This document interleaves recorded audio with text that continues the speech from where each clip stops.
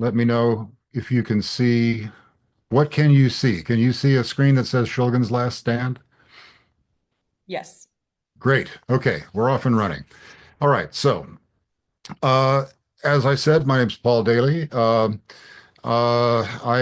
first met Sasha Shulgin back in 1977, and we became kind of friendly and involved with one another in the late 90s. So after quite a break, but I hope to give you a kind of a broad overview of who he was, his importance in the realm of psychedelics, and let's get started.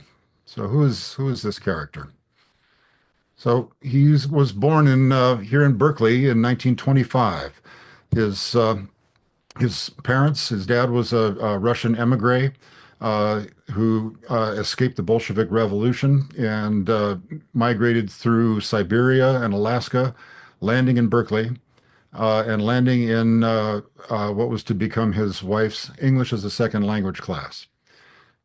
So he became her prize student, and they were married, and Sasha was the issue of that marriage.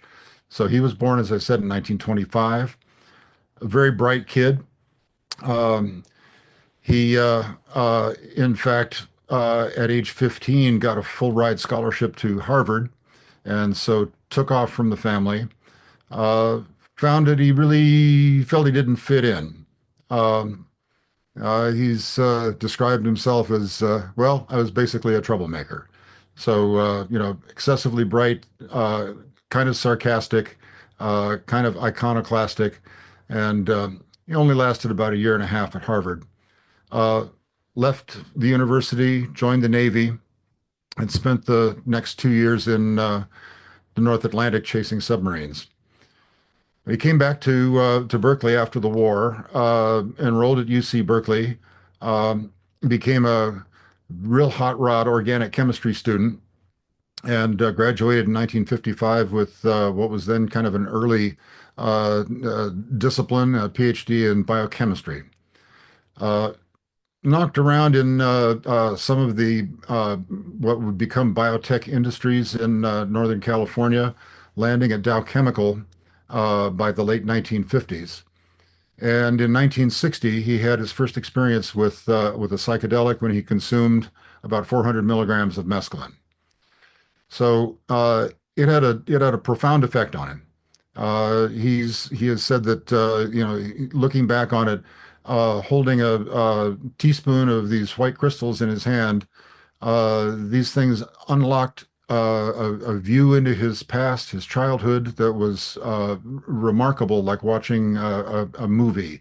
Uh, Also, the perceptual changes were very striking and very, very profound, had a very profound impact on his beliefs and his thinking.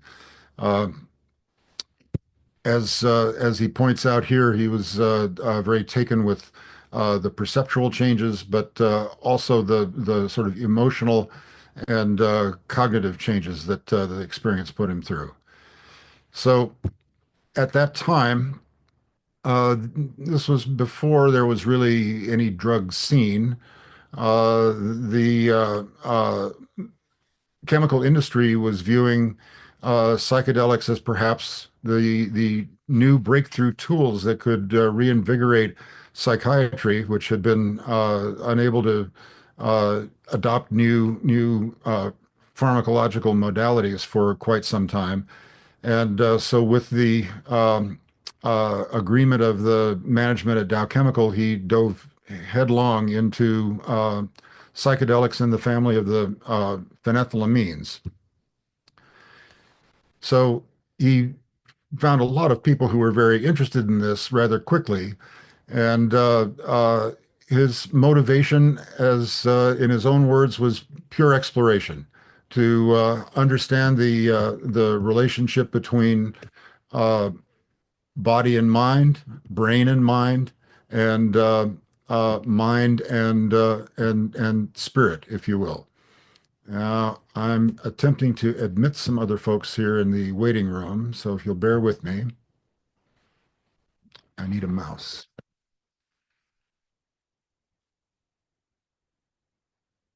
All right, just a moment while I admit a few more people here. That seems to be all for now.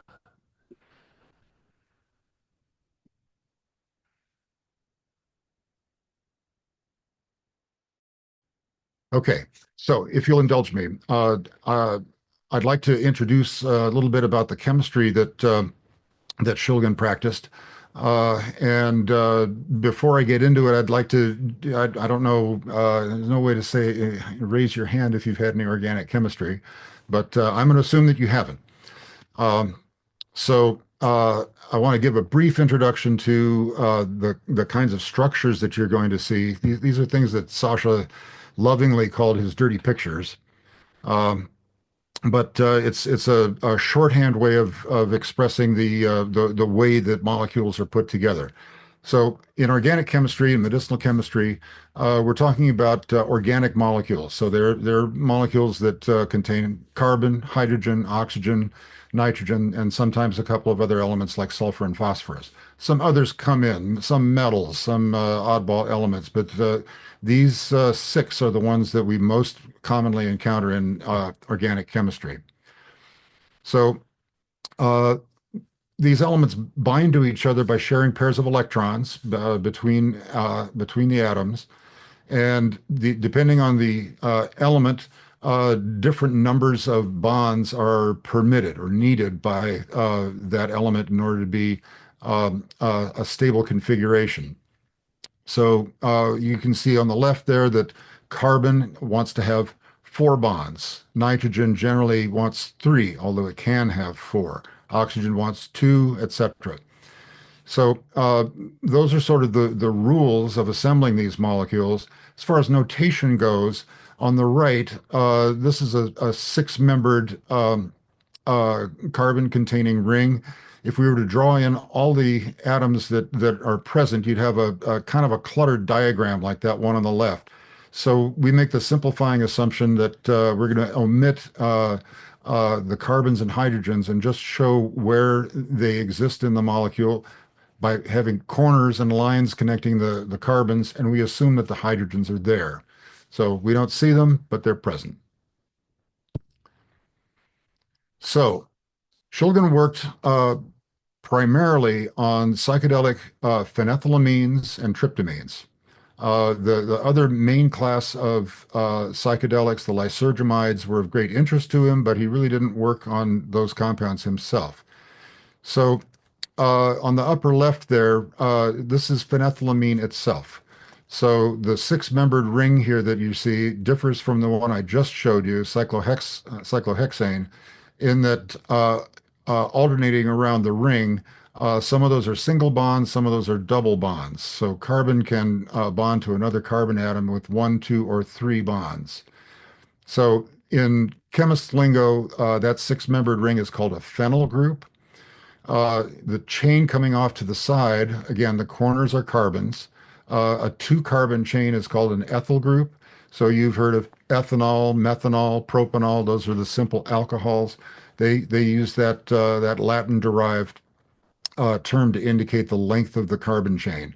And then the amine at the end, if you think amine, ammonia, this is the portion of these molecules that kind of gives their overall chemical properties their names. So these are referred to as organic bases. If you were to dissolve them in water and take a pH, the water would appear to be basic. Okay, so phenethylamine itself and tryptamine itself are non-psychoactive. They're widely distributed particularly in plants. Tryptamine is manufactured in our guts. Bacteria decarboxylate tryptophan, which is found in all protein containing foodstuffs.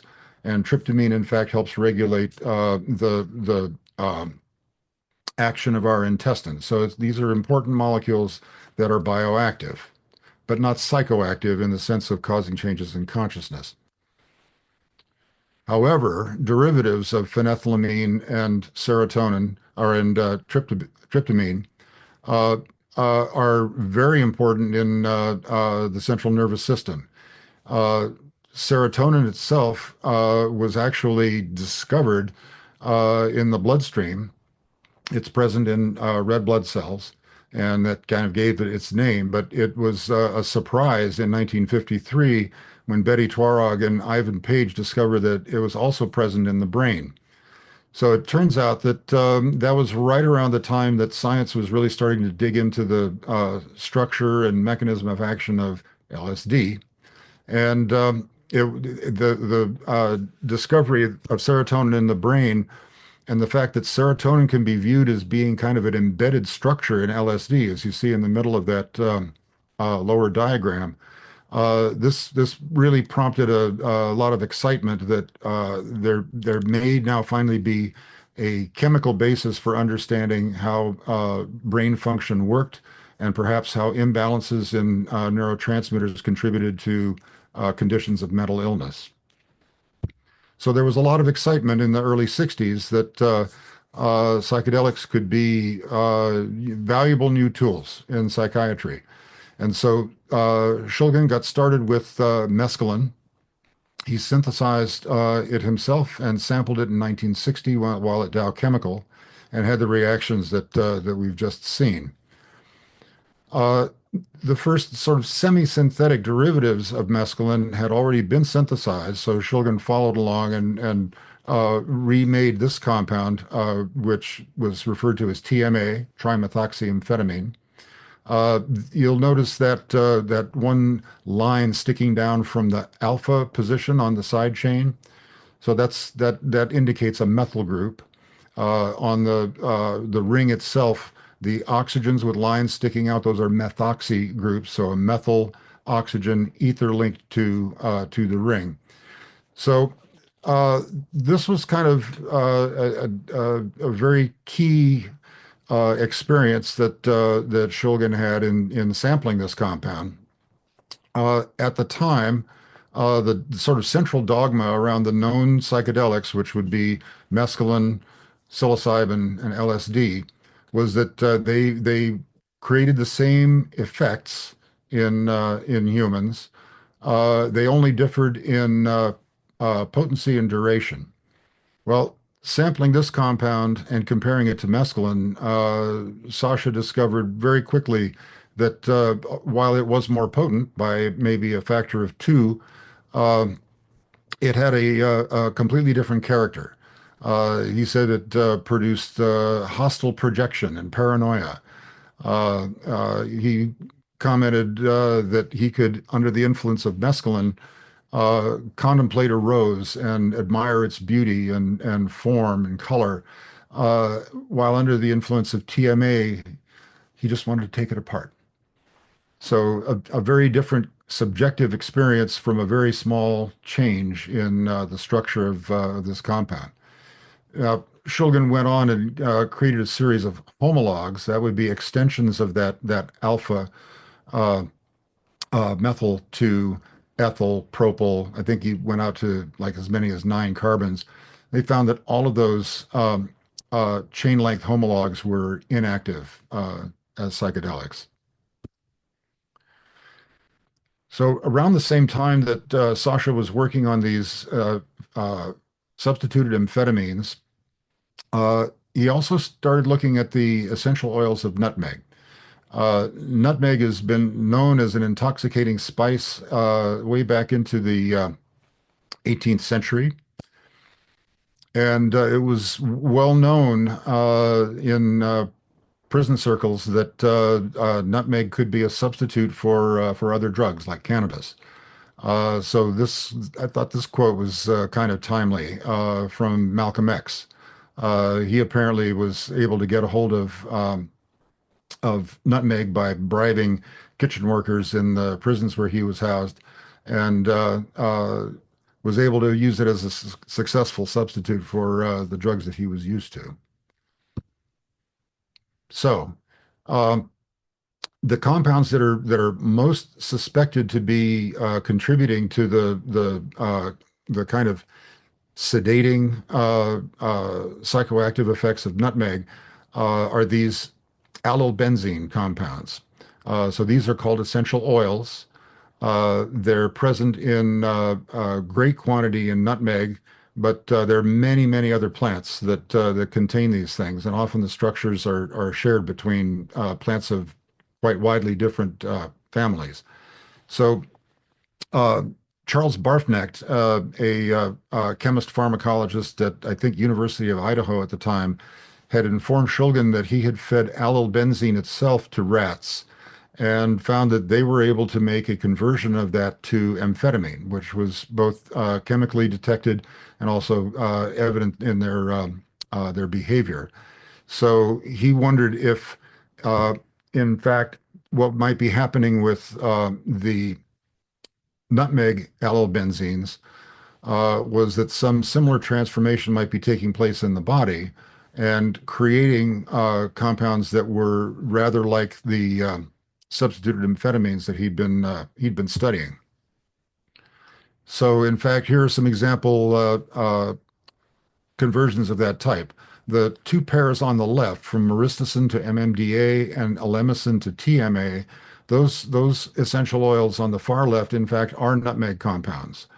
The ones on the right are essential oils in other plants. Well, saffrol is also found in nutmeg, but in quite a number of other plants as well. Acerone is known from some reed-like plants in the central part of this country. And so he proceeded to create these substituted amphetamine compounds from all of those essential oils.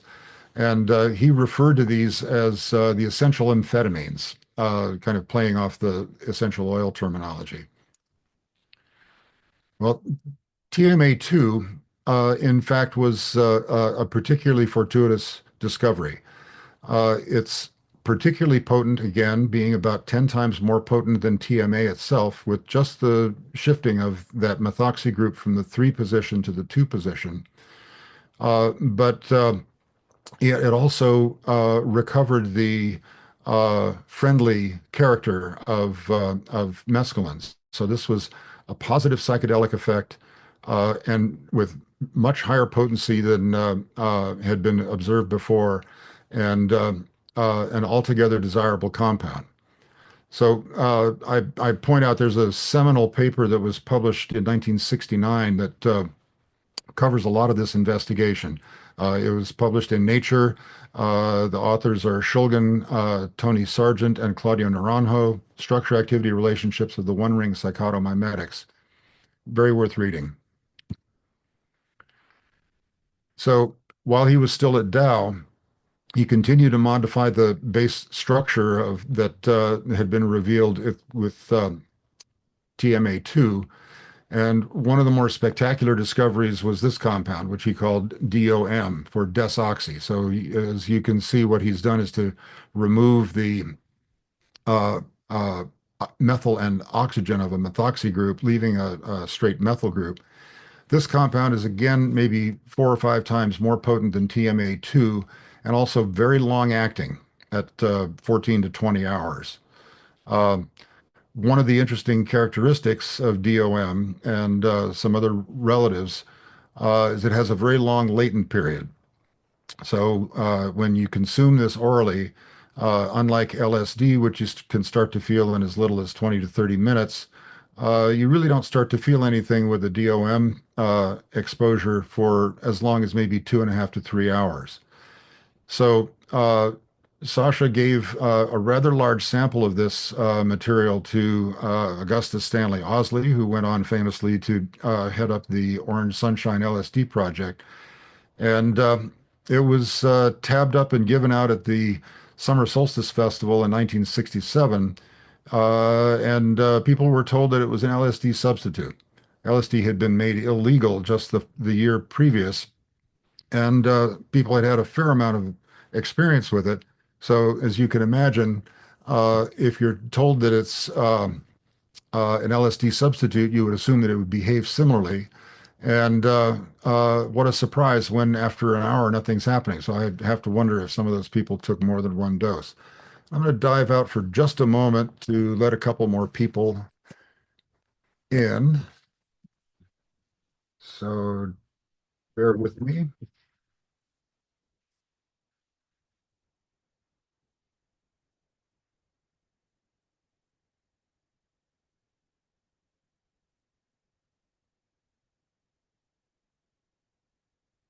Okay,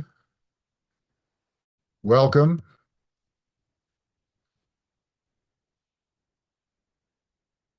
I'll go back one slide if I can figure out how to do that. No, I'm not going to go back one slide. All right, so continuing. So at the end of Shulgin's time at Dow, there was indication that he had started some work on tryptamines.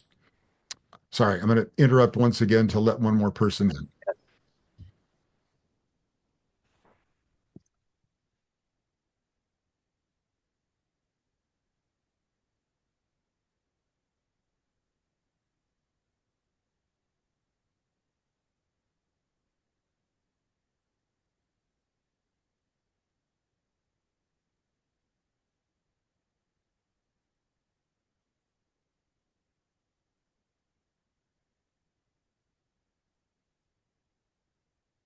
Okay, Paul, I'm going to go ahead and make myself the host and give you permissions to share so you don't have to keep popping out like this.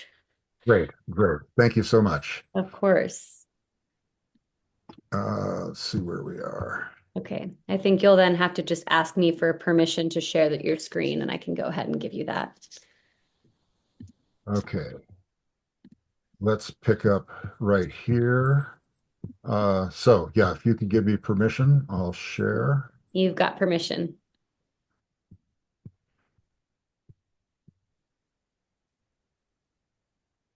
Okay.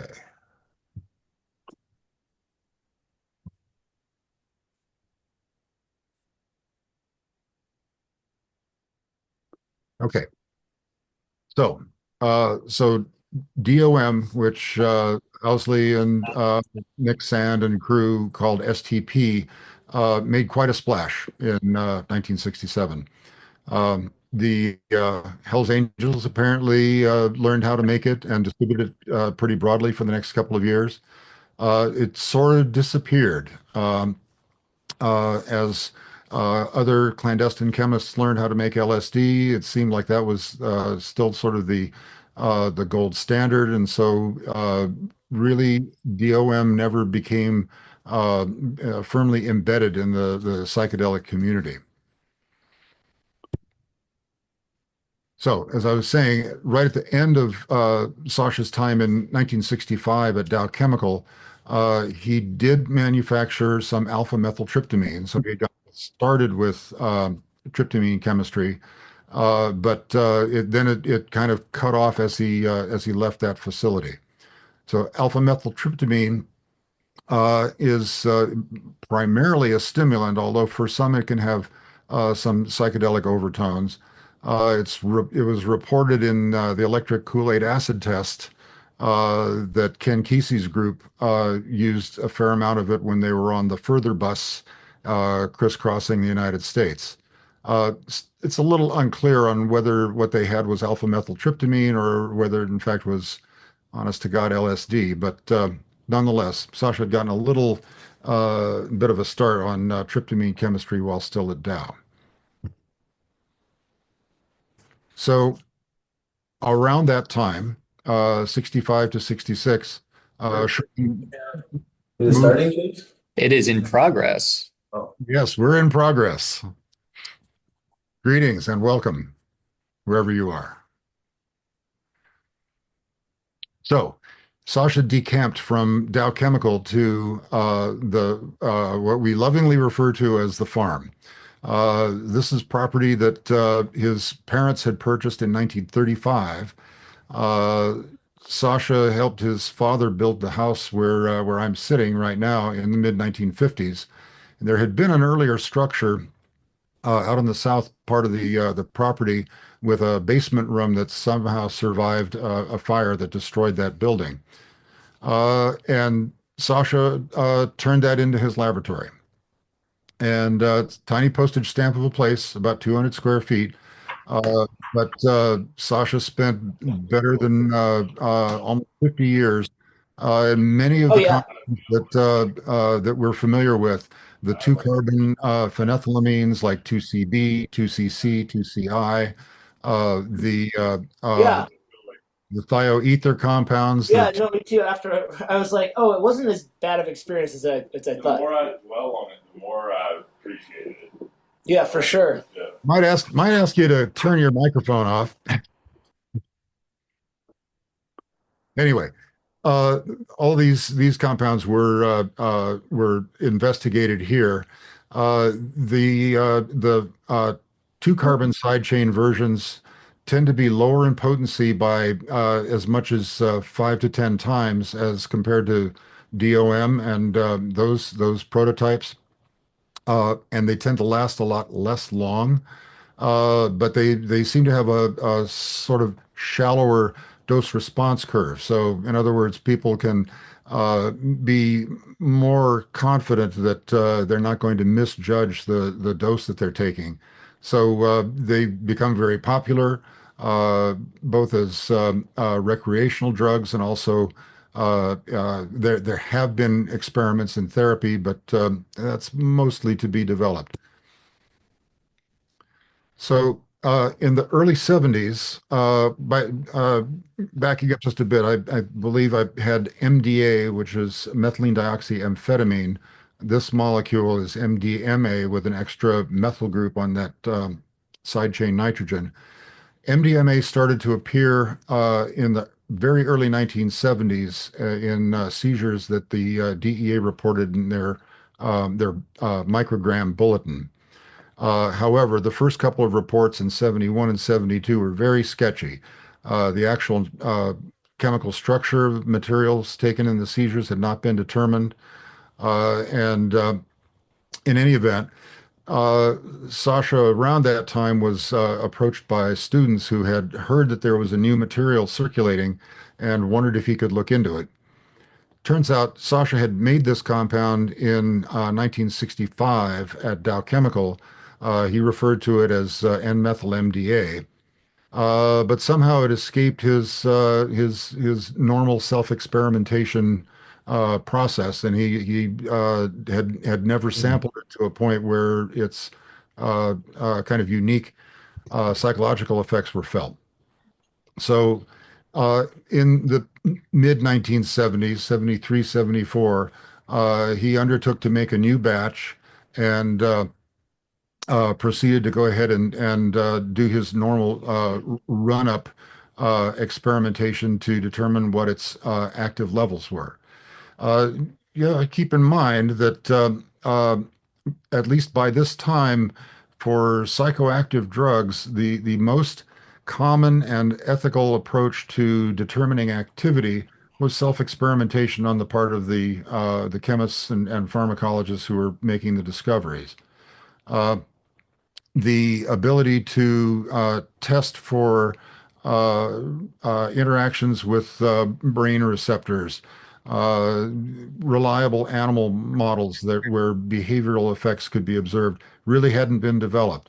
And there was a serious ethical consideration about whether you as a an honorable practitioner would give a subject a profound psychedelic or other psychoactive drug without having sampled it yourself.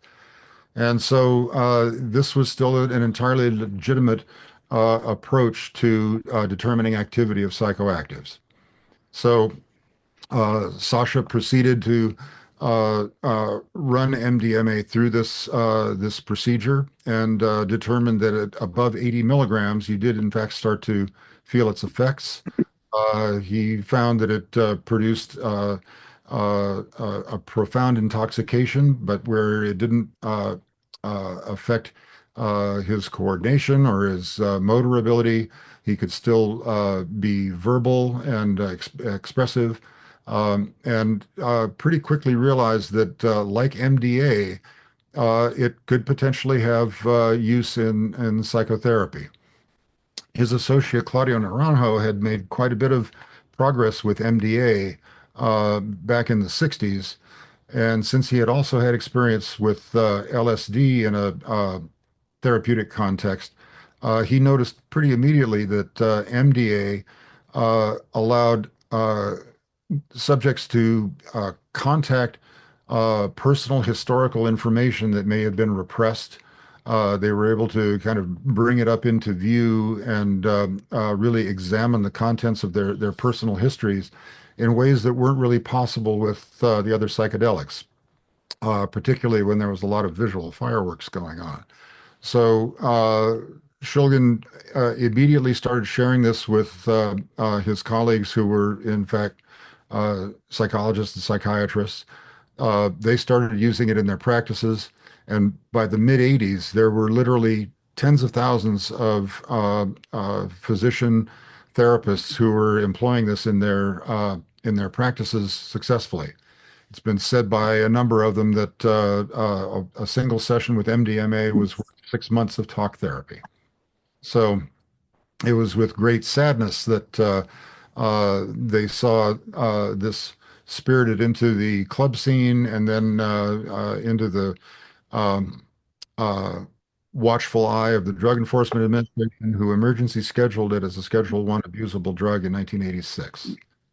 So it's taken the ensuing nearly 40 years for it to be kind of recovered as a possibly useful pharmaceutical agent in therapy.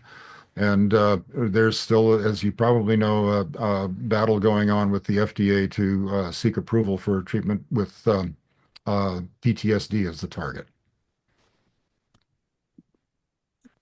So during this period when Shulgin was working uh, pretty much solo here at the farm, he spread his focus more thoroughly into the tryptamines. Uh, Many of the tryptamines that he published in his seminal book, Tikal, in fact, were compounds that had been synthesized many years before he got started with his first work on mescaline. However, their psychological effects had never been published.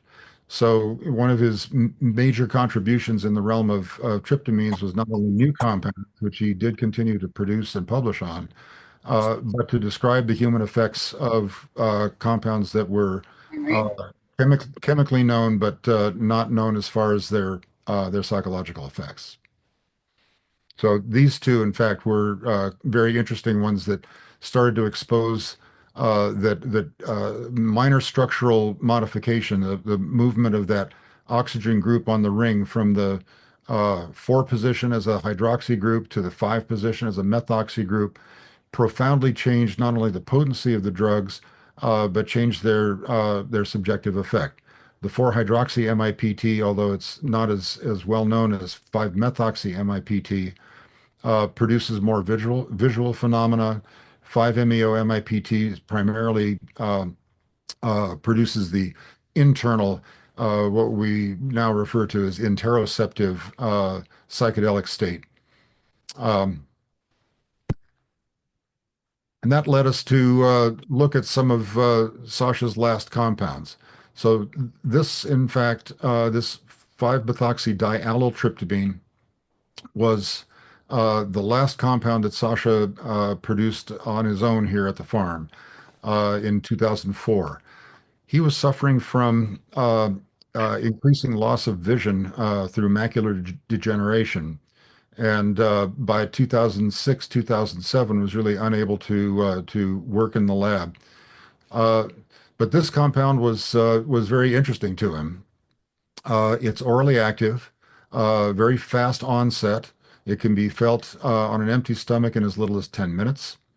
It produces a buoyant, pleasant intoxication that never gets terribly deep. Um, and it's fairly short acting. Most of the activity is over in about 2 hours. There's a little bit of a tail that may be detectable out to as many as 3 or 4 hours. So he wondered, is there a way to preserve the durational aspects, the kind of the kinetic characteristics of this compound, but by modifying the either the substituents on the ring or the side chain, produce something that's a more completely satisfying psychedelic. So uh, I began working with Sasha here in 2007, And that was the first project that he put me on. Let's start making a family of asymmetric allyltryptamines, assuming that the allyl group conferred the rapid entry into the brain and perhaps the quick metabolism that contributed to short duration. But could we make modifications that would kind of return the psychedelic magic to these subsequent compounds? And we in fact show that that is in fact the case. So this 5-methoxy isopropyl allyltryptamine, we call 5-MeO-iPalt, is quite potent. 5 to 16 milligrams orally is very active range. It could be felt again in as little as 8 to 10 minutes, taken orally. Lifespan of the main effect is on the order of an hour and a half to 2 hours, maybe 2.5 hours. And there's a bit of a tail, but you're pretty much back down to baseline fairly quickly. However, the 5-methoxy compound is all but completely devoid of any visual phenomena. So eyes open, eyes closed. There's really negligible color enhancement, no overt visual distortions, no closed-eyed fantasy. It really is devoid of that whole area of what otherwise is stock and trade psychedelic effects. The 4-hydroxy-iPalt is a little more. It's weaker, first off, maybe as much as 3 times weaker. Um, Similar duration, but there are hints that if doses are pushed, there may be a return to some visual phenomena. We've experimented with it less so far than the 5-methoxy compound, but the future awaits.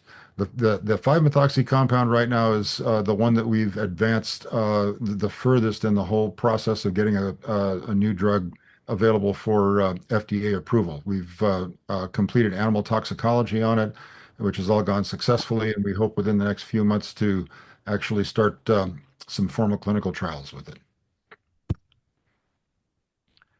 So we're getting kind of close to the end. Uh, to summarize, Sasha was a prodigiously productive scientist, over 150 publications in major journals, the top scientific journals of the day, from Journal of Medicinal Chemistry to Nature. Uh, his 2 books, PCAL, phenethylamines I have known and loved, and TCAL, tryptamines, of course, I have known and loved, have been widely read and for better or worse, engendered a lot of interest both on the part of clandestine chemists and law enforcement, but have introduced millions probably around the world to the idea that psychedelics can be investigated in a serious and simple, if fun-loving way.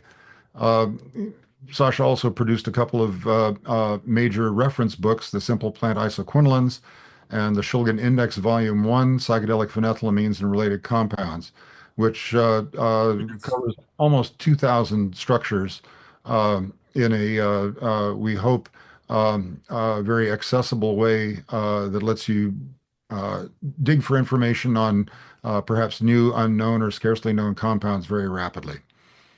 And he was also very accessible to the public. The Center for Cognitive Liberty and Ethics hosted an Ask Dr. Shulgin commentary for quite a few years, and people could basically ask him questions about their drug experiences or their drug finds, and he would share what he knew. So, also, the Shulgins were very well known to be to have embraced the counterculture, and they thoroughly enjoyed meeting people who were either fans of their work or just fans of the concept of expanding their minds with psychedelics. I was lucky to be with them when they first experienced Burning Man, which they thoroughly enjoyed. It's Nick Sand on the left, who was the quality assurance chemist in the Orange Sunshine LSD project. And they repeatedly held Q&A sessions, which I hope to be able to do here in a minute, where they would answer people's questions. There was a lot of admiration and just fun in those conversations, and they enjoyed that quite a lot.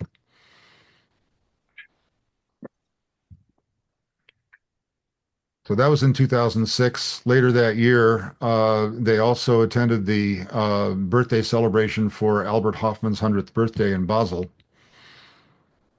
And that's him on the left.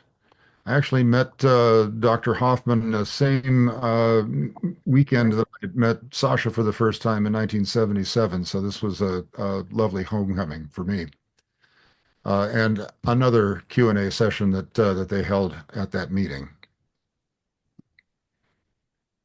And I believe this may have been Sasha's last public lecture. He had done it many times. He was also interviewed for German television. So where are we now? Just briefly, uh, Anne and my colleague, Dr. Nick Cozy, and I founded the Alexander Shulgin Research Institute as a C Corporation in 2021. Our objectives are to preserve the lab, carry the work forward, and bring new compounds through the FDA approval process to create new pharmaceuticals. So from 2007 until 2014, I worked with Sasha here pretty much every day, and it was a lovely experience. As you can see, the lab, when I got started, needed a lot of attention, but we continue to kind of bring it along. It's still a fully functional research laboratory. Sasha kind of bristled at the idea of it becoming a museum. He said, "Well, what would you do? Stuff me and put me in the corner? That's not right." So we continue to work there and uh, hope to continue to do so into the future. Uh, there's also been a major effort to preserve Sasha's work and his abundant correspondence. The Arrowwood Center has put a huge effort into this over the last 10 years, and the extensive uh, uh, experience reports that Sasha collected from his own experiences and also from the research group that shared his compounds back in the 80s and early 90s. And these have been made available at arrowwood.org. So there's quite a fund of information there. In his last days, Sasha continued to spend time with me in the lab. If I was here, he would come out and spend at least an hour or two. And I think it was a great tribute to his curiosity and his love of his work that even when his health was highly compromised, he still spent time uh, out in the lab, dirty jokes and all.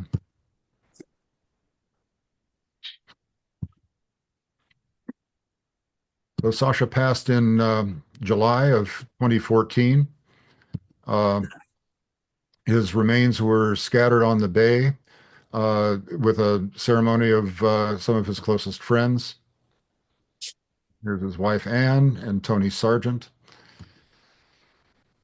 And there was a very heartwarming reception in Berkeley at the Berkeley Community Theater. About 1,800 people attended. Sasha's, I think, made a huge impact, and I think we don't have a complete bound on how great that impact is going to be going into the future. So I think we've got some time for questions now. Hopefully, folks that are helping put this on can kind of coordinate this. I'm going to stop the screen share. Um, so that's my presentation. Are there any questions I can field? There are some questions in the chat if you can see the chat, Paul. Yeah, I've got Okay, some great. questions in the chat for you, Paul. I Okay. have one from Steve Fulmer. MDMA, quote, while not a true psychedelic, how do you define true psychedelic? Is there true empathogen, etc.? A parallel question. There's talk of psychedelics, but you don't trip. I'm skeptical. Seems an oxymoron. But are there some Right, example molecules? So that's a right, two-parter, but right. maybe you can tackle them both. Okay, well, so maybe it's a bit of a semantic argument. I mean, all these things are psychoactive, but in the sort of science community, we refer to the psychedelics as the serotonergic psychedelics. So these are the drugs that are agonists that actually bind to the serotonin receptors and turn them on. Uh, the empathogenic compounds like MDMA, MDA, MBDB, that whole family, don't directly stimulate the receptors, but what they do is to cause release of serotonin uh, via the serotonin transporters. So they flood serotonin that's naturally held in the neurons, and they flood the space between the neurons with an abundance of all the serotonin that there is. Uh, so that affects a whole number of different both mental and biological processes, but the effects are quite different. The heightened sensitivity to color, visual effects, overt hallucinations, close-eyed visual imagery, by and large, don't occur with the empathogen compounds. But in lieu of that, they also open up sort of with the entactogenic aspect, which is also sometimes applied to them. They open up the ability to look inward at your subconscious material and lift it up into conscious appreciation. So psychedelic without tripping. So if this last group of compounds that I mentioned don't produce visual effects, but their internal the internal state that you feel, the body effects, the sense of who you are is akin closer to the effects of honest to God serotonergic psychedelics like psilocybin and LSD, but there's no visual component. So maybe we'll have to come up with a new term for them, but for right now we call them non-visual psychedelics or maybe sub-psychedelics. Thank you, Paul. We have another question from Travis Gray. Is it a tryptamine because of the chemical structure or due to the experience of ingesting the molecule? Some of both. I actually kind of anticipated that question. So apparently the term tryptamine has been attributed to Army researchers who were doing work with LSD in the early 1950s. Whether or not that's true, I'm not sure. Martin Lee claimed that in his book Acid Dreams. Uh, Tryptamine is structurally related to tryptophan, which is an amino acid that's in all of our proteins. Uh, it was probably discovered and its properties biologically were discovered in the early 50s, but I can't confirm that the Army were the first folks that used the term. But it has more relationship with the biochemical history than with tripping, and it's also TRYP, not TRIP. So I don't know if that helps. I see Trip has his hand raised. Trip, do you want to ask a question? Yeah, sure. Thank you. From what I've heard, Shulgin analyzed most of the chemicals he made with FTIR, and I was wondering, did he ever have to use NMR? Oh, absolutely. And to correct, FTIR really wasn't available during most of the years that he was doing his work. So he had a kind of a classic Beckman IR spectrometer here that was one of his workhorse instruments. But he also had access to mass spectrometry through relations that he had with University of California, San Francisco. So he would often make compounds here on Sunday night with his friend Peyton Jacob, and then they would go in on Mondays and run GCMS to confirm that they had made what they thought they made. NMR was coming along also, and even as early as the work done in the 60s, he was also confirming structure with NMR. Cool. Thank you. And for those who don't know the jargon, so NMR is nuclear magnetic resonance spectroscopy, and it's sort of the ultimate standard in terms of really pinning down the spatial arrangement of where substituents are in a molecule. Okay, we have another question from Darren. What is the primary indication that 5-MeO IPALT would treat, my little typo, treat PTSD? And why would it be more effective than MDMA? Ah, well, I suspect actually, since it's not an empathogen, the state that it produces is distinct from the MDMA state. I suspect it would be more applied to, for instance, anxiety patients for whom a psilocybin experience might be recommended.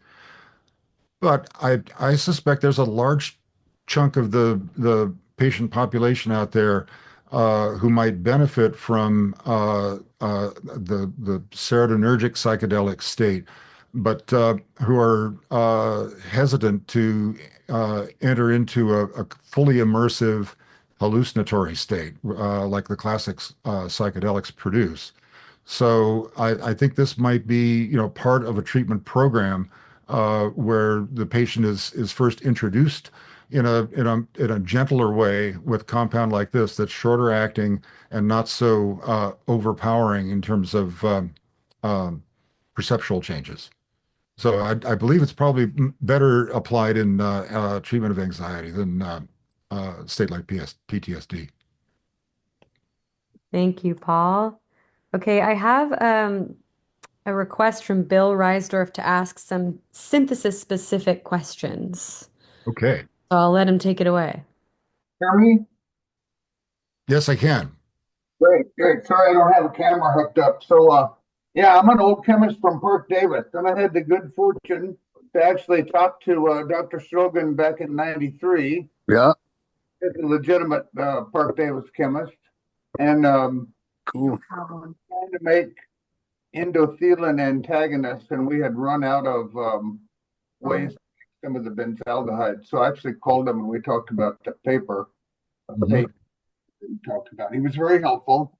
I had talked to him previously in grad school, more in a clandestine type nature, about DMMDA and which type of feeds, et cetera, to use. So, long story short, he actually, I wasn't aware that the call had been published at the time I called him from Park Davis.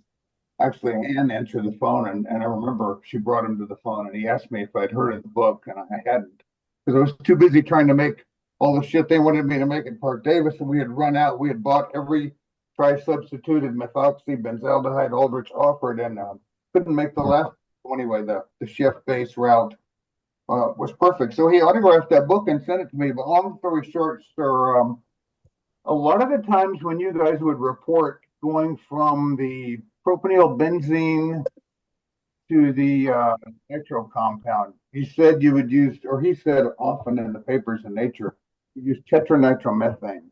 Was that really what you used, or was there a better way to nitrate? Because that's really explosive. And I just wondered, is that really what you used? That is what he used, and in fact, we had a bottle of tetranitromethane in that cabinet that I showed earlier, and it gets cold there in the winter, and crystals of that material would form at night, and then I'd warm the lab up with the either the fireplace or later the pellet stove, and the crystals would melt. So and they were big too, maybe a centimeter on a side. So yes, he did use that material and cautiously. I've seen video of using that material to test explosion-proof cabinets, and it would obliterate a non-explosion-proof one and make an explosion-proof one jump off the floor about 2 feet. So I just wondered, did you ever evolve that to renitrate it a different way, or was that it, tetranitromethane? That's the only one I'm aware of. And I have taken different routes. I've mostly worked through the benzaldehydes where you don't run into trying to directly nitrate olefins. Right, that's a segue into my second question. Sorry for taking too much of your time, but so like if we had the various times, like say the TMA series or the other um, tri-substitute or the methoxy substituted methylene dioxy series, if you had the benzaldehyde and you say grow out nitromethane or nitroethane if you wanted the three Right. carbon ethane. So then you end up with a nitrostyrene, which I did on a couple of occasions, one of which was legal and another one that wasn't legal, although the authorities didn't seem to want to differentiate in between. However, then we would pack that, I followed the directions in your paper, pack into the thimble of a oxalate, but could never figure out, did you put the lithium aluminum hydride in the flask the whole time it's refluxing for like a week in the oxalate, or was that at the end? Did you just get it dissolved and then add LAH? Well, it turns out if you add your substrate to LAH or add LAH to your substrate, you get different results. So that approach of using a modified Soxhlet extractor is really only where you really can't fully dissolve the nitropropene in the solvent that you're using. Some may dissolve, but you can't get it to all stay in solution. So you're sort of gradually working it in, and it's a Soxhlet that's been modified so that it's not really siphoning in the normal way, but you're kind of just drooling the material in by constantly pouring fresh solvent on it from the condenser. I saw a picture of it here that I thought it was really cool. By the time I got to PD, if we needed something reduced, we either reduced it with hydrogen if it was low pressure, or we sent it out to the shed and they did it in high pressure for us. So thank you so Right, much. right. You bet. Great honor to talk to Dr. Shulgin. My pleasure. Still have Thank the autograph you. structure. The structure. He said, told me good luck, and he drew the structure of 2,5-dimethoxy 3,4-methylene dioxypropanil benzene. So the structure is on my little autograph page there. It was cool. Very nice. Thank you for your Thanks time. for the deep dive, Bill. Yeah, he did time. We have another question from Jack Turner. Has anyone ever explored designing novel theoretical compounds based on tryptamine or phenylethylamine backbones using machine learning? Or is anyone in your research network looking into this with Shulgin's creations as the basis? That is going on. And in fact, there have been a series of papers that have taken the other approach of uh, cross-correlating the language in the experience reports to known receptor binding properties where they've been reported of the compounds that were given. Uh, Also, there for many years there's been a branch of chemistry called quantitative structure-activity relationships that's attempted by various means to correlate electronic properties, fluorescence properties, to known activity that can be demonstrated through some behavioral assay, either a human experience report or some animal behavioral assay. Um, right now, pharma is being inundated with folks who are attempting to use AI techniques to design all manner of drugs, not just psychoactives. So, yes, that is taking place. Our research group right now does not have um, anyone who's expert in that area. But clearly it's the future, or at least it seems to be for the time being. So, we're very interested in it, but we are not practitioners of that particular technology yet. Thank you very much. All righty. We have another question from Matthew Gunther. I've seen much discussion regarding the molecular geometry associated with tryptamines and phenylethylamines. In your discussions with Dr. Shulgin, was there any emphasis on the electronic structures of these molecules and/or how this can impact potential pharmacology? Thank you for your time and stellar contributions to our world. Thank you. Uh, I would say actually, uh, the approach that Sasha took was very empirical. He would kind of uh, look at structures that had known levels of activity and would make a conjecture about how modifying the structure would change hydrophilicity, ability to cross membranes, but mostly didn't work on it on an electronic level. The group that really had picked up on that and kind of ran with it is David Nichols' group at Purdue. They spent a lot of effort in modifying phenethylamines in particular, but also lysergamides and some tryptamines to probe the binding nature of exactly how do components of the drug molecule interact with the electronic and van der Waals forces in the pocket where the drug is binding to, say, the serotonin receptor. And several drug families that were developed, like the diphuranobenzene compounds, 2,4-B-fly, bromo dragonfly, were developed in that program to specifically probe the kind of the electronics of how those oxygens on the ring interacted with components in the receptor pocket to create binding. So uh, Sasha's approach kind of predated that, but it also gave rise to a lot of that kind of work. All right, so we have a question from Fabian Zepf. Dear Mr. Daley, what are your thoughts about deuterated tryptamine analogs like the psilocybin analog CYB003? Okay. Well, so for those who aren't familiar, deuterium is an isotope of hydrogen. Hydrogen is a proton and an electron. Deuterium is a proton with a neutron in the nucleus and an electron. So it chemically behaves like hydrogen, uh, all but completely. If you replace hydrogens in a molecule with deuteriums, there are some subtle changes in how that modified drug gets handled in biological systems. Uh, Entering into a metabolic process at an enzyme. The heavier molecules are processed a little slower. They're a little bigger, not much, but a little bit, and a little bit makes a difference. So drugs are this is comparatively new. The FDA, the best of my knowledge, has only uh, authorized one or two drugs that are deuterated versions of earlier drugs uh, as kind of new chemical entities.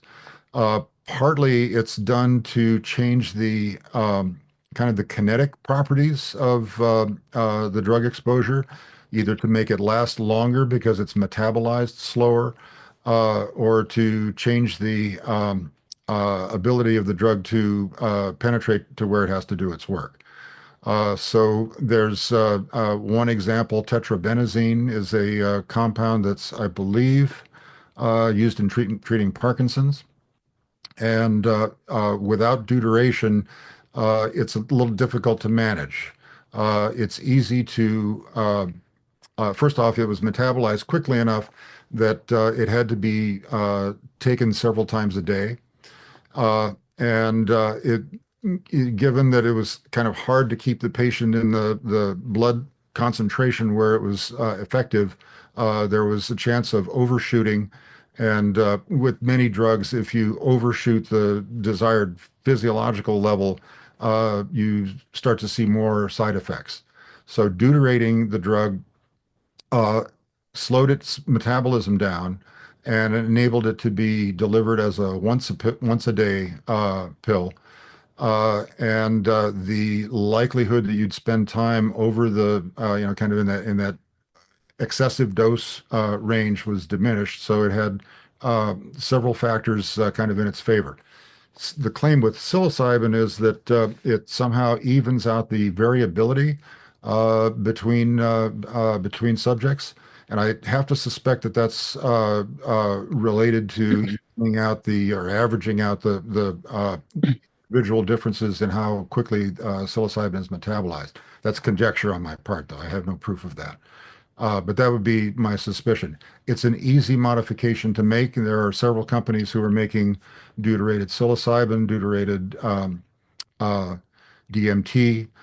There's one company back east that's busily figuring out how to make deuterated caffeine. And they claim that it preserves the stimulant effects of caffeine, but reduces the jittery side effects that people don't like. That's so interesting. Okay, we have another question from Gerald. Hi, Paul. How do you explain the rapid within minutes onset of the oral IPALT compounds? Well, we don't have a complete explanation of that. I know just handling it chemically, it's the DALT compounds and the IPALT compounds are very hydrophobic. Uh, they're hard to get into water phase, which we do by changing the pH. Most of these things, as organic bases, don't want to be in water. But if you lower the pH, they go into their salt form, if you will, and those are water soluble. So I suspect that the allyl groups just confer really great permeability, so they get out of the bloodstream and move into the brain very quickly. Um, that's the bottom line as far as I'm concerned. It has to do with just the physical nature of the molecule being more permissive across the membranes. Thanks, Bo. You bet. Okay, let's see. From Benjamin, why is HCI salt, I think that's what that stands for, preferable for phenylamines and amphetamines, but fumarate seems preferred for tryptamines? Okay, that's probably HCl salts, hydrochloric acid salts. Um, Good question. For reasons that we don't, I think, completely understand, some classes of compounds like the tryptamines are just very difficult to crystallize as hydrochloride salts. The fumarates, maleates, tartrates seem to be just much easier to work with to get clean salt forms for the tryptamines and lysergamides. Uh, I'm not a physical chemist, so I can't give you a deep and profound answer to that. But sometimes you just have to experiment with different ways of converting a base to a salt to find something that works well. And in general, for those who are not familiar, when we refer to these organic bases, the pure forms of the phenethylamines and the tryptamines in their free base state are oils or gums. They're kind of liquid-like, and for that reason, kind of difficult to handle. So we generally react them with an acid and create a salt. So you would take freebase 2CB and say isopropanol and drip in hydrochloric acid until you start to see uh, a little bit of cloudiness, and you set it aside. The cloudiness eventually gives rise to crystal formation, and what you end up with is a nice shiny pile, hopefully, of very pure crystals, which can be dried, stored indefinitely.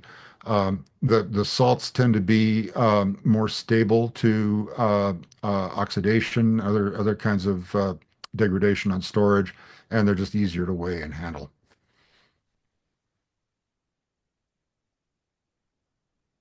Okay, thinking about that big shiny pile now. Florian says, you might be aware of the trajectory of MDMA and psilocybin have taken in the psychiatric field of Australia. Do you think that this will become inspiration for rescheduling processes in the US? That's the first question. The second is, are you aware of Matthew Pigott's work on novel LSD and phenylethylamine compounds from the University of Western Australia? And then we'll have Warren ask the next question. I see your hand raised over there. Well, it's certainly hopeful. We're keeping an eye on it, and we have a number of colleagues in Australia who kind of keep us informed of the situation there. Uh, Whether it's going to impact what happens here right now with the change of administration is anybody's guess. Uh, uh, if the cabinet nominees all get approved, we'll have apparently a champion of psychedelics in Robert Kennedy Jr. But it's not my area to prognosticate on how that's going to change. It's slower than we'd like, but hopefully we'll see some shifts. And there was another question in there. I think it was about Matthew Pigott's work on novel LSD and phenylethylamine compounds from the University of Western Australia and whether I, you're aware of it. yeah, I believe I am, but probably not as well as I should be. All right, Warren, would you like to ask your question? Oh, I can't hear you. Hi. Hi. There Can you hear me now? I can. Okay. Yeah, I'm really curious what is of most interest to you in terms of and where do you think we're going, like in terms of developing other novel psychedelics, and what does the future hold? Where would you like it to go? Right. Well, there's a lot of interest these days in seeing if the positive brain changes that have been demonstrated with exposure to psychedelics can be delivered without tripping. Uh, Hmm. and I can certainly understand the motivation there, but from a philosophical point of view, I'm kind of in the camp that the personal transformations that one goes through when you consume psychedelics is the sine qua non of the whole deal. So some of the projects that we're working on with the ASRI, in fact, are producing compounds that have minor perceptual uh, effects, although they have positive effects on mood and concentration. They produce sort of what I believe people are trying to achieve with microdosing classical psychedelics like LSD, but with a better safety profile attached. That said, uh, part of what motivates us is improving on what we have. So some of the classic psychedelics that a lot of us love, like LSD, still have some attributes that could be worked on. There's, I think, now a growing pile of evidence that the sort of biphasic nature of LSD experiences, where the first few hours are sort of cosmic and ecstatic, and then the later hours are kind of darker and more uh, stimulant-like, may in fact be due to active metabolites that have their own separate pharmacology. If and there are some rumors about some structural modifications that eliminate that, so create a shorter experience, but one that's more sort of what shall I say, buoyant and joyous throughout. So the whole field of pharmacology is basically driven along by the concept that you can take activity that's known and useful and improve upon it. So that's what kind of keeps me up at night. Are there any promising compounds that are uh, Sure, but I can't available? tell you about those. Yeah, we have a number that we're working on. Hmm. Oh, wonderful. We also are interested in plant sources. So, pharmacognosy is sort of a sub-study that Mhm. basically looks at natural substances and their isolation and characterization with the idea of taking compounds with some potential benefit, modifying them to expand upon what they can offer. So we've got a pretty sizable project going on psychedelic cactus right now. Um, Mhm. the the minor components of mescaline containing cacti have really sort of been ignored for quite a number of years, and Mhm.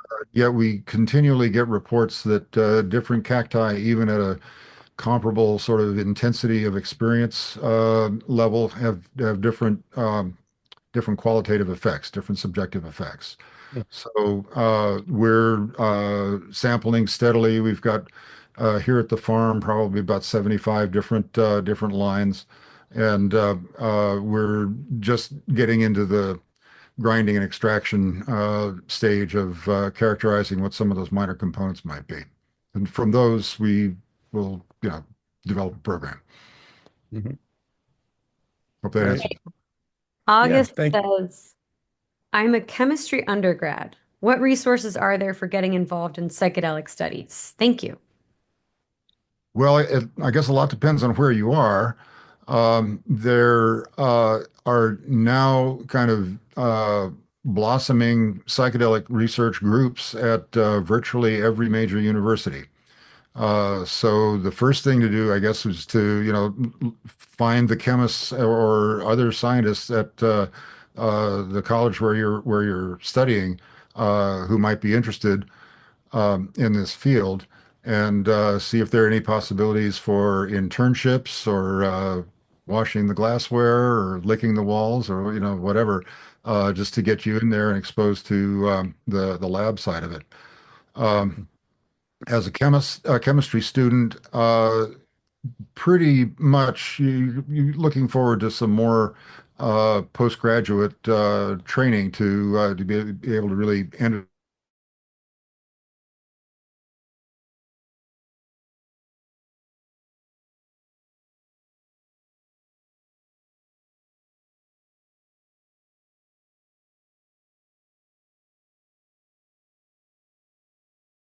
looking around to see who is working in an area that's of interest to you, and then petition them to see if you can become one of their graduate students.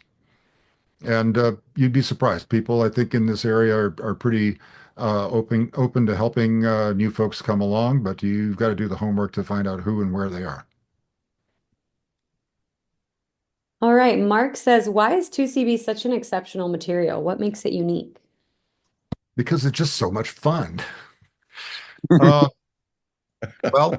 that's a great question. I mean, even the ones that are similar to it, like 2CC and 2CI, don't seem to have the warmth of it. It's pretty reliably, delightfully colorful and pretty easy on the body. Um, it's just a lovely compound.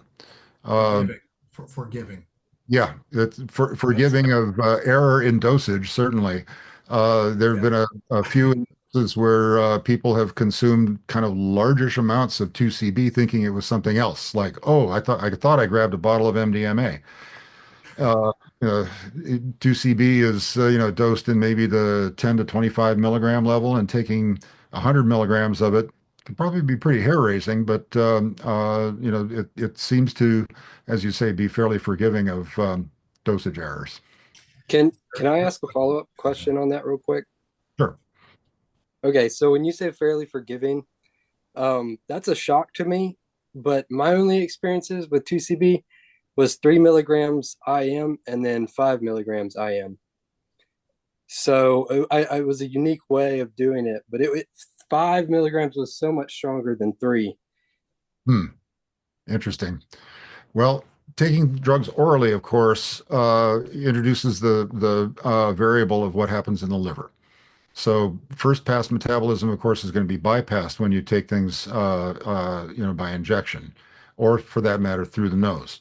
Um, So one has to be cautious making broad statements because the route of administration makes a big difference. The 5-methoxydalt that I talked about earlier, very mild effects if taken orally, but if smoked, it's a totally different story. The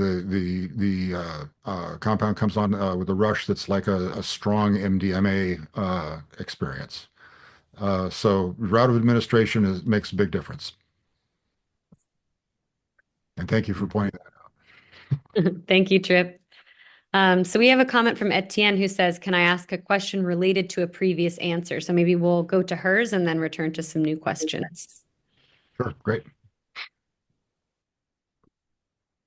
Hi. Can anybody hear me? Yes. Oh, so Etienne, I'm actually a male, but no worries. And I had a question about the cactus extraction that you guys are proceeding to do that you were previously talking about. Right. So I attended the cactus workshop, and you guys used the ethyl acetate and citric acid technique. Is that going to be the basis of your extraction procedure research, or are you going to explore other methods? Because I think there's a few others out there, and in my experience, they're all unique in their own way. And I'd be very curious to know like the ins and outs and how people plan to methodically do that, also to scale, because a lot of those cacti contain maybe like between 0.5 to 1 to 3% per 100 grams of powder, material. And, to do it to scale, to make it worth the time and effort to make something more than a gram or two at a time. Is there ways to make things more efficient? Well, that method that you're describing, the ethyl acetate, is great for isolating mescaline. But anytime, and for those who weren't in on this, this is a method really kind of got started with DMT extractions a few years ago, where you take the dried powdered material, you add a little bit of water to it and a base like calcium hydroxide, and then take that sort of pudding consistency material and expose it to an organic solvent. In the case of DMT, heptanes seem to be the best one with respect to mescaline. Ethyl acetate works well. And then you've got free base material, talking about that from earlier, and then you can salt that out in the case of mescaline by adding citric acid, and you get lovely needles of mescaline citrate. Anytime you make a crystallization, that's actually a purification method. So in the process where the crystals form, like molecules are easily incorporated into the crystal lattices, and unlike molecules are excluded, so they're kind of left behind. Doing work where we're focusing on minor components, we in fact could try doing some of those direct to base mescaline extractions, but then focus our attention on the mother liquors that are left behind. Otherwise, we might want to do a more exhaustive extraction, like just a methanol extraction and a Soxhlet apparatus, where everything comes out, and then you're faced with having to do kind of the classic extract, clean up, separate, detect kind of process that's classical, natural products extraction. So before getting into like trying to do comparative work where we're comparing different lines, we'll have to do a lot of upfront just method development to see what will work well given our objective. That's kind of what you always have to go through with a new project like that. Paul, we just have a few more questions if you have the time. Oh, I'm good. Okay. And I hope I'm pronouncing everything in this question correctly. Do you have a favorite go-to system for chromatography of target amines, as these are notoriously prone to tailing? Thank you. Uh, well, okay, so yes, we kind of habitually use gas chromatography, GCMS. Um, I will be the first to admit that we don't do a lot of intensive quantitative work yet. Uh, and so the tailing problem is not so prominent as a problem that we've got to solve. I will say that I know there are people that in analyzing, say, drug samples, they'll use a solvent that will dissolve the sample, like methanol. They'll filter, dilute, and shoot it on the GC without converting to free base. If you do that, I can pretty much guarantee you that you will have tailing problems, peak splitting, and other issues, and just generally get kind of ugly chromatography. I routinely in whether it's a plant sample or a dry powder sample, and I suspect that it's a nitrogen containing base. I've got some miniature uh, separatory funnels that I had put together for me years ago, and so I'll dissolve in, like, a mill of water, add some dichloromethane, and then basify the water with a few drops of sodium hydroxide. And the improvement in the chromatography is like dramatic. Apart from that, I also have in the last year or so just gotten an LCMS system up and running. It's not running right now because it's kind of in storage, but there you can take crude extracts, salts without converting to free base, and get pretty solid results throughout. So as time goes on, we'll probably be spending more time on the LCMS, although virtually all of these compounds are great candidates for GCMS. Thank you, Paul. Okay, we have a question from JD. How did you get oral activity of the IPALT derivatives versus the non-oral activity of DMT? Well, so the non-oral activity of DMT, and for that matter, 5-methoxy DMT, apparently is due to their rapid destruction by monoamine oxidase in the stomach, at the bloodstream, and in the brain. So unless you inhibit that process, which in the case of ayahuasca is done with the plant admixture of Banisteriopsis, or in the pharmahuasca world, if you will, by adding harmine type compounds or other monoamine oxidase inhibitors, you won't be able to achieve oral activity. Many other tryptamines are orally active. Diethyltryptamine, which I thought years ago was also not orally active, turns out is quite happily orally active.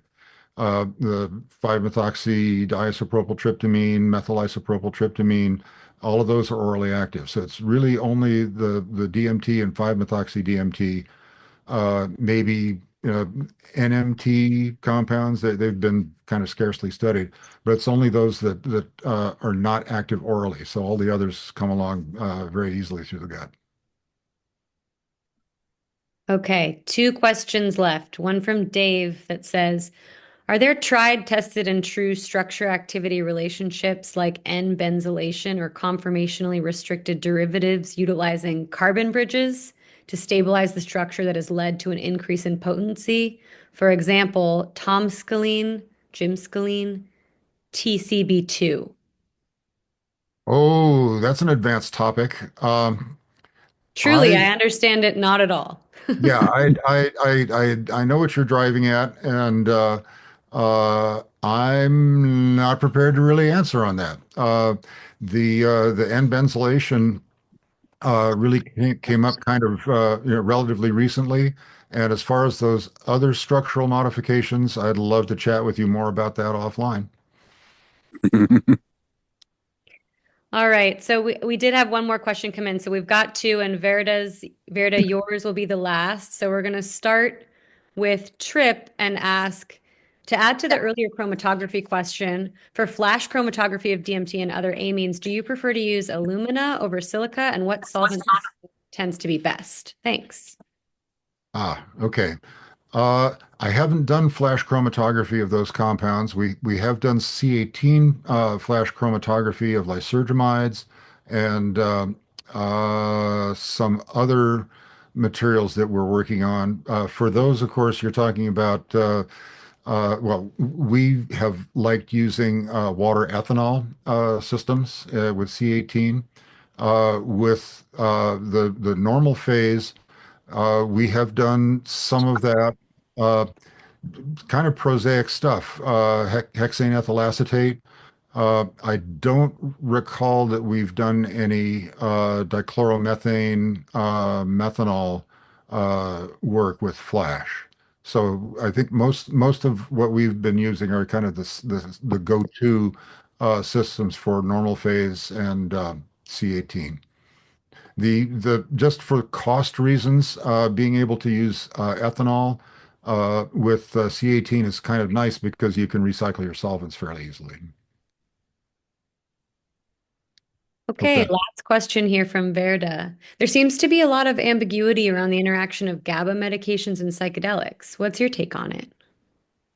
This is an area that I don't know a lot about.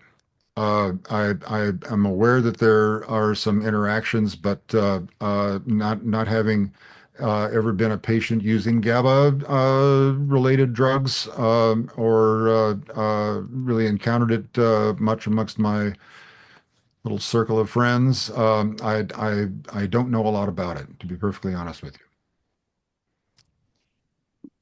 So on that note, I know you've shared a lot of expertise. I'm sure everybody understands that. And I think that a good scientist admits when they don't know something. So I really appreciate everyone coming. I know that there was an issue with Eventbrite. For those of you who really couldn't get in until the last minute, we are going to be sending out a recording, but if you have any questions or concerns, you can email me at programs@shulginfoundation.org. Paul, do you have any parting words before we send all cool I've minds enjoyed away? this. I've enjoyed this very much, and hope I've been able to shed some light where there wasn't some. Thank you, everyone. It was really great to have you.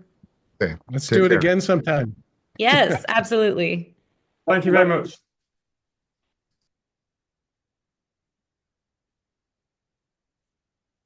Thanks, Paul. You're very welcome. Thank you, sir. Yeah, thank you very much.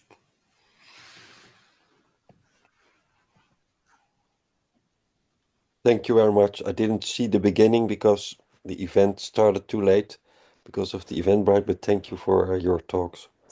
Well, hopefully you'll be able to see the part that you Yeah, I missed. was very curious. I'm in the Netherlands and they made a mistake with the Eventbrite thing or something. I don't know.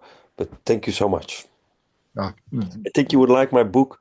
I wrote a book about ritual plants, and it's okay. translated now in English. It's called Plant Power. In the Traditions is going to publish it. I put a link in the chat thing. Maybe Jasmine can send it to you. I think you will like it. It's about Wonderful. medicinal ritual plants, plant power. Wonderful. Love Thank to you look very at it. much. Bye-bye. I'll send it along.